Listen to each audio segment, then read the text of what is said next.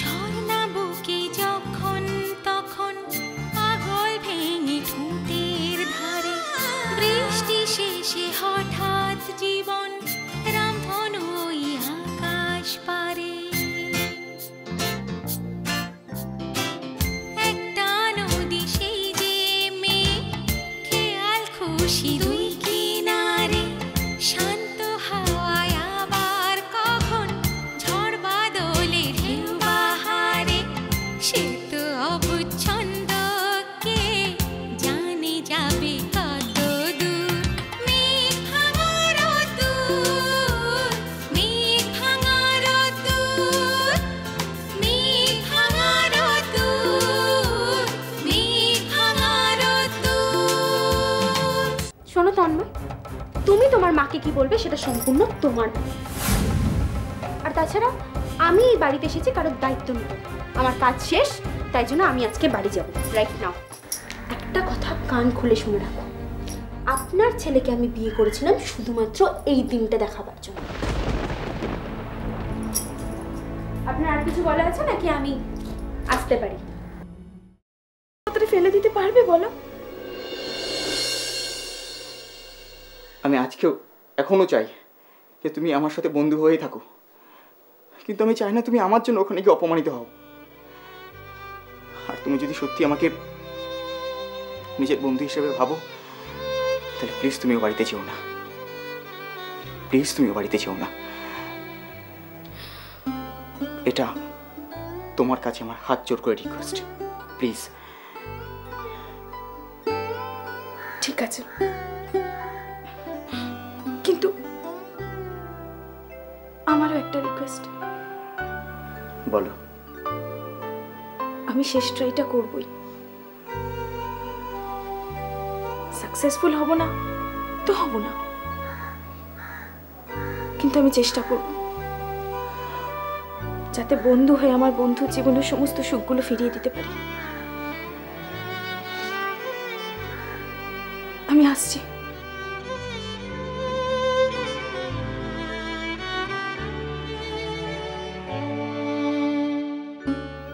আমি জানি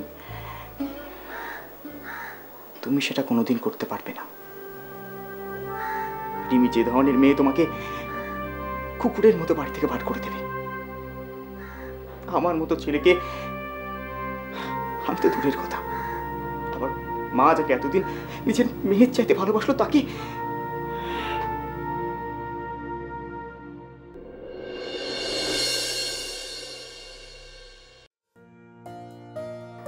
এখনো বসে আছো?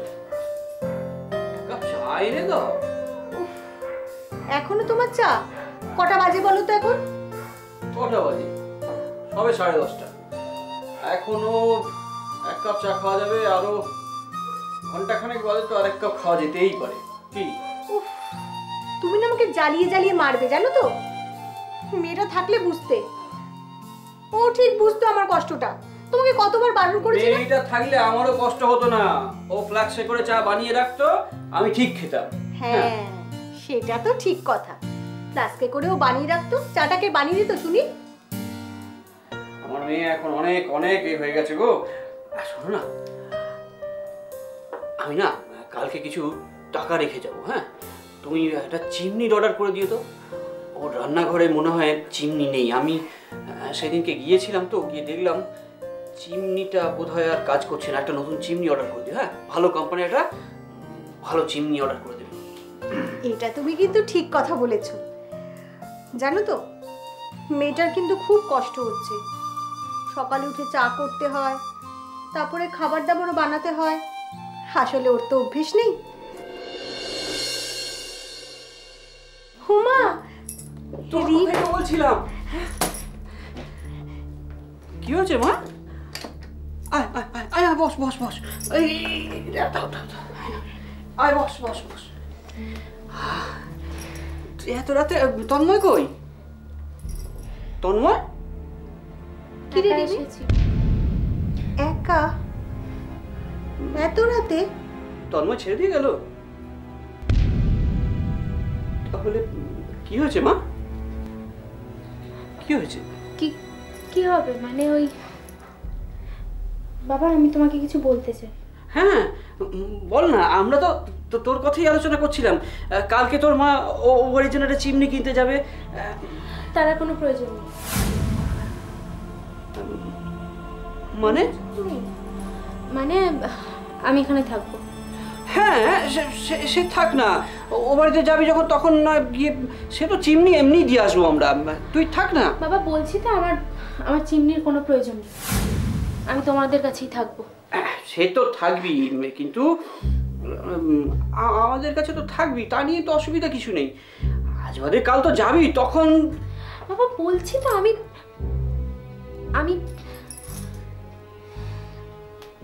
আবার ও ওই কি হয়েছে মা, কি হয়েছে? তন্ময়ের সঙ্গে ঝগড়া হয়েছে বুঝি? আমি সারা জীবনের মতনই তোমাদের কাছে থাকবো।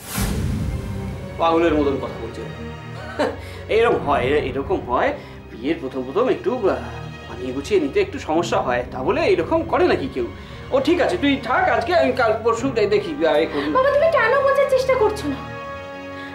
আমি এখানে সারা জীবনের মতন থাকতে এসেছি। এটা তুমি মোটেই ঠিক কাজ করনি।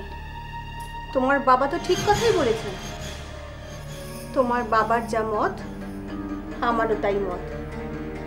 তুমি কিন্তু দুদিনের মধ্যেই ও বাড়িতে ফিরে যাবে। হ্যাঁ 1-2 দিন থাকতে কোনো অসুবিধা নেই। আমি তোমার শাশুড়ি মাকে ফোন করে জানিয়ে দিচ্ছি যে আমি তোমাকে দিয়ে আসবো বাড়িতে।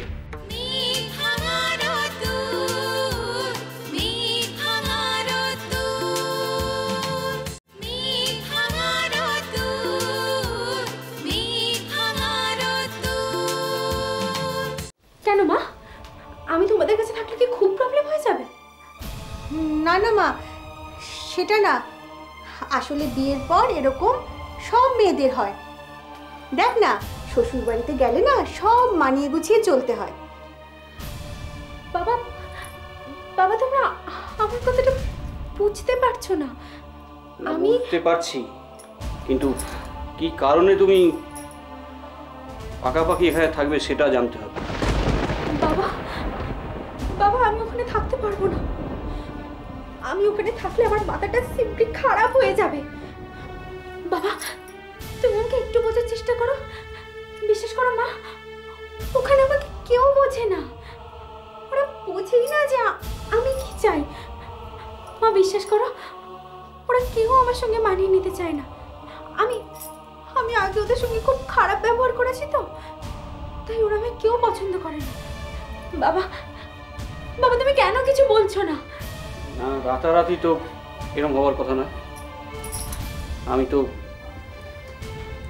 ও বাড়ির সবাইকে একটু একটু করে চিনেছি। তুমি নিশ্চয়ই কিছু, সে যাই হোক, দেখো এরকম তো হয়। আমি তন্ময়কে ফোন করে ডাকছি। বাবা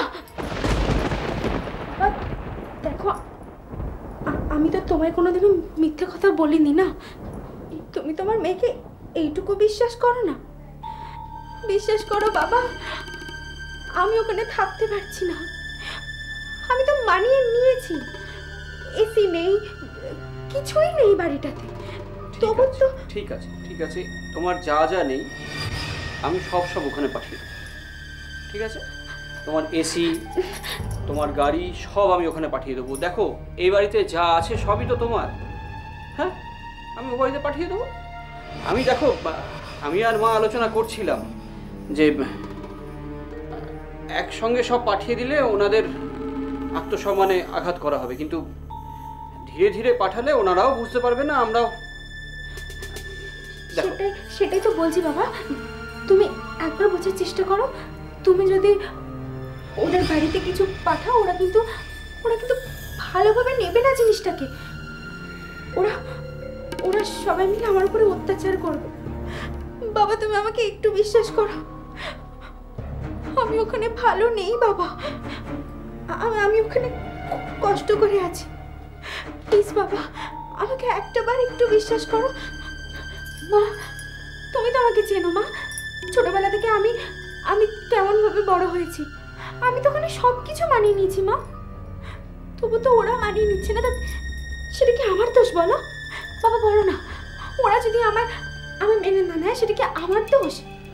কিন্তু মা, এটা তুমি মোটেই ঠিক কাজ করনি। তোমার বাবা তো ঠিক কথাই বলেছেন। তোমার বাবার যা মত, আমারও তাই মত। তুমি কিন্তু দুদিনের মধ্যেই ও বাড়িতে ফিরে যাবে। হ্যাঁ, 1-2 দিন থাকতে কোনো অসুবিধা নেই। আমি তোমার শাশুড়ি মাকে ফোন করে জানিয়ে দিচ্ছি যে আমি তোমাকে দিয়ে আসবো বাড়িতে।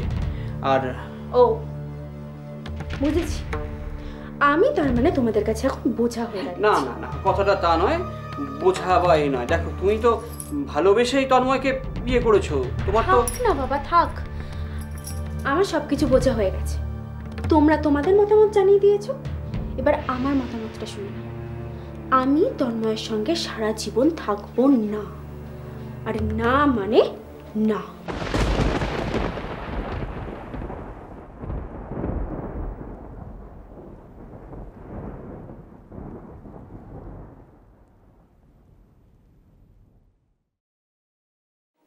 কি গো,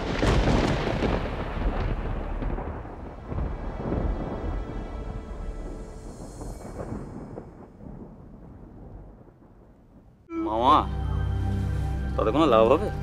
হবে। কি লাভ হবে? সেখানে হবে ভাগ্নে, হবে। কথাই বলে কাজ করে যাও, ফলের আশা তুমি কখনো করবে না। তাই তোমায় বলছি ভাগ্নে, তুমি কাজটা ঠিকঠাক করে যাও।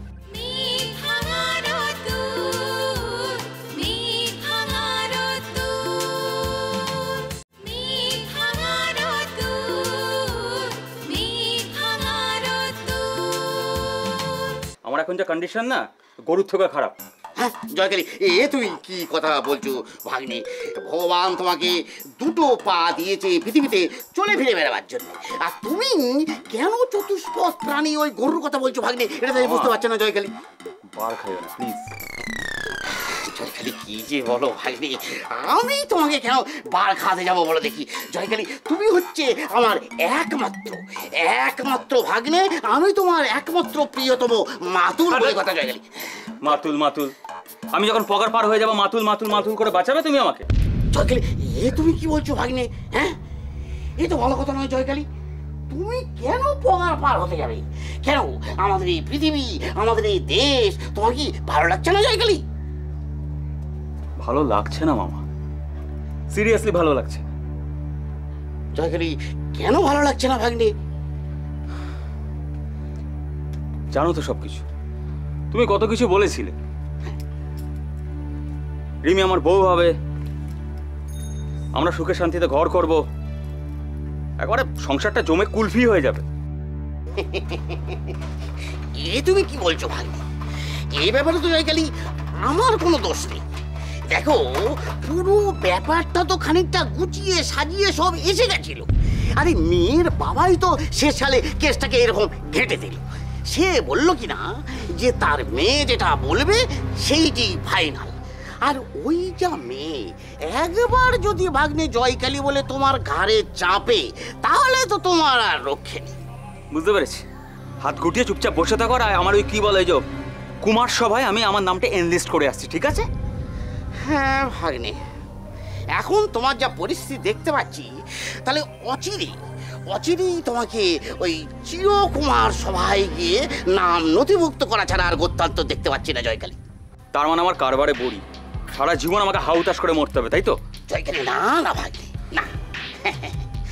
আমার মতে এইরকম একজন বিচক্ষণ মামা থাকতে তোমার জীবনটাকে আমি কোনো মতোই খড়কুটোর মতো বানের জলে ভেসে যেতে দেবো না ভাগ্নে জয়কালী। তাহলে ব্যাম্বোর মতো এখানে খুঁটিতে আটকে না থেকে যাও না, কিছু একটা করো না।